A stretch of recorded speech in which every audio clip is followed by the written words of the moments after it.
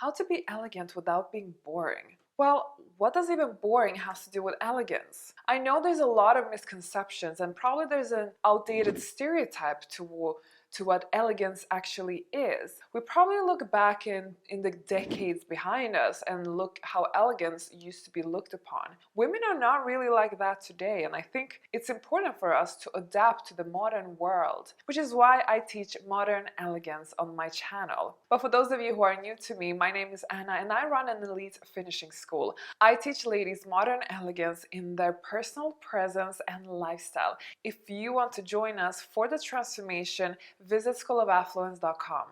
One of the things that I've noticed is that people tend to connect elegance to old-fashioned. They think that if you dress elegantly, you're immediately dressing very old-fashioned. And ladies, that is so far from the truth.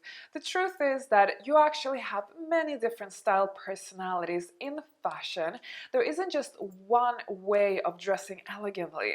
You can dress elegantly in many different ways. You can have your unique style. You can express your personality through fashion. You don't have to dress conservative and kind of classic elegance, which is usually what people think about when they refer to an elegant wardrobe. Another misconception that I've noticed is that people tend to think that you have to have a very particular elegant personality if you are even going to be qualified as an elegant lady. Meaning that you might have to appear a little bit stiff, a little bit snobbish maybe, or boring.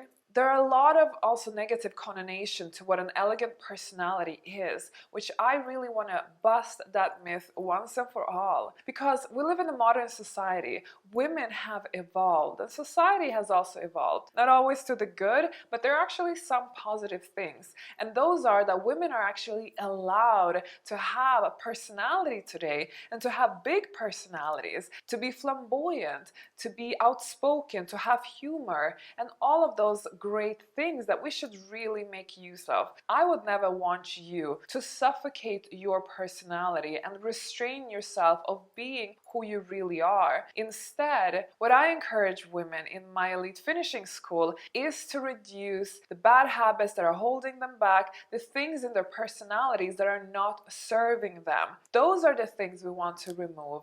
We don't want to remove our personalities. We don't want to become somebody we're not. We want to become the best version of ourselves, but it's really, really important that you let your personality flourish and never diminish it. Because when you are truly your best self, that's when you have a magnetic presence. That's what's going to bring you success on this journey in all aspects of your life, but in particularly on your goals.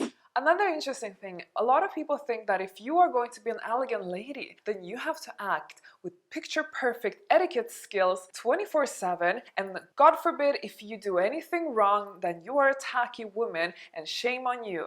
You know, I'm not a big fan of women shaming, so I also want you to understand that it's not good or healthy to be obsessed, to think that to be an elegant woman, you have to be picture perfect. Perfection does not exist, and humans are not perfect, and humans are not supposed to be robots either. So I don't want you to restrict yourself. I want you to learn certain rules and protocols of society that will benefit you on your journey in society, so that you can adapt, so that you can show consideration to other people, so that you can blend in and feel at home and feel confident around certain communities. That's what etiquette skills are there for. But does that mean that you can never let your hair down, that you always have to be thinking about every single move that you do? No. And this actually brings me to the next point, which I really wanted to talk to you about: obsession. A lot of women in my community, because they seek out the elegant lifestyle and they are very serious about doing the transformation, and I truly admire that. You are my best community members because you take action, and I love people who take action. But what becomes a bit problematic is when things turn into an obsession, where people are very worried if this is elegant, this is not elegant, I am afraid of doing an elegance mistake, and it becomes unnatural. Elegance is a mindset. Elegance is a way of living because you want to respect yourself, you want to elevate yourself, your energy self, your mental self, your emotional self. You want to elevate your whole existence to the next level, and elegance helps you achieve that. On my channel, I give you guidelines. In all my work, I'm offering you guidelines so that you can use it as tools to feel better of yourself, to empower yourself. If I tell you to drink from a glass instead of straight from a 1.5 liter water bottle, then that's not because you're a tacky person if you do that. That's because you are going to feel better about yourself. You feel like you're respecting yourself, adding a small, better habit to your everyday life that just makes you feel good. And the same goes, for instance, you can go travel in an airplane in whatever clothing you want, but I recommend that you dress appropriately, that you maybe do not wear your yoga pants or your ugliest clothing, because you are not going to feel good about yourself. Maybe yoga pants feels comfortable for you, but my mission here is to give you alternative ways. You can actually look elegant while still being comfortable in an airplane where you actually feel like $1,000,000 instead of feeling like you're just hitting the gym. So don't turn elegance into a cult or obsession. We are here to create healthy habits, sustainable habits, but most importantly, we are doing this for ourselves and for our own progress and personal development. Because fine-tuning all these small, even nonsense things like drinking from a glass or wearing yoga pants or not, all of those things adds up to a bigger picture, to how we look at ourselves, to how we position ourselves, to the expectations that we set of ourselves, because we know what we deserve and we know how we want to be treated. You are free to create your own version of elegance. The most important is that you feel elegant, not what elegance was back in the days. Now, another thing that elegance perhaps used to be back in the days, and I know we still have that today, unfortunately, but okay. A common misconception is that elegant women are like Virgin Marys. They're very asexual. They have probably never even had sex, and God forbid if they would even kiss a boy and things like that. But I do talk about femininity on my channel, and that's how an elegant woman actually transmits her sexual energy, through femininity. I don't really fully agree when it comes to that a woman shouldn't be wearing a short skirt, a tight-fitted dress that shows everything, and she should be labeled as a easy woman, a provocative woman as a result. Deep down, I don't support that. I think that's absolutely wrong.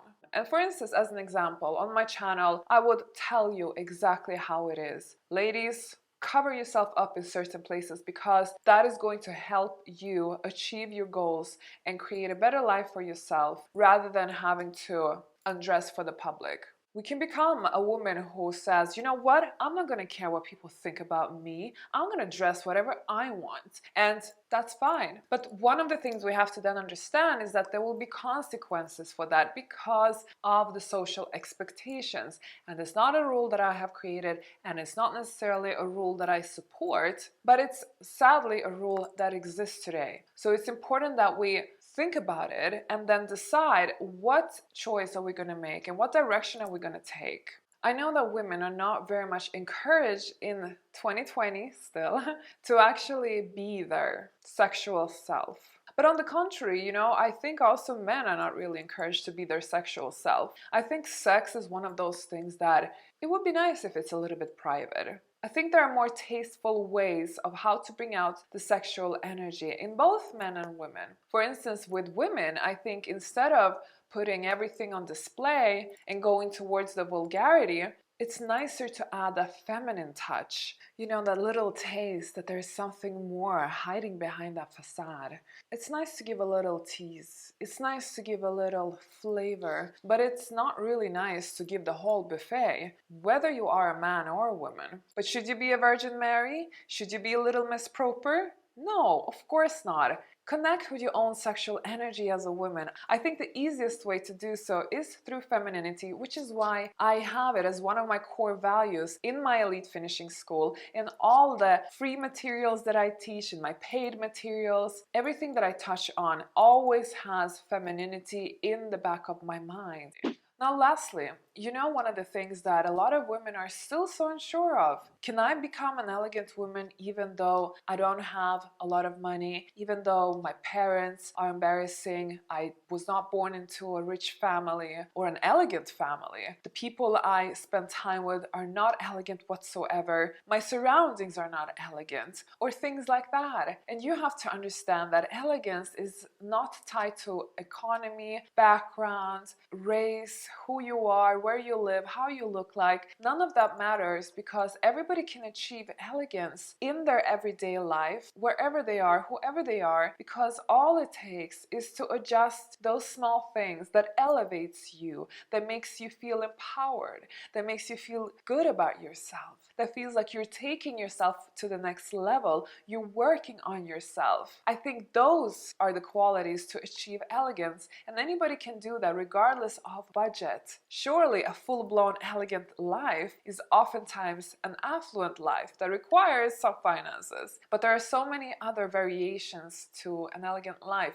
and this is why I really want you to encourage to create your own elegant recipe. What do you want to add to the mix? You don't have to go full advanced mode yet if you're not ready for it. Just focus on becoming the best elegant version of yourself, and I'm pretty sure you are going to feel empowered and blossom to your fullest potential as a result.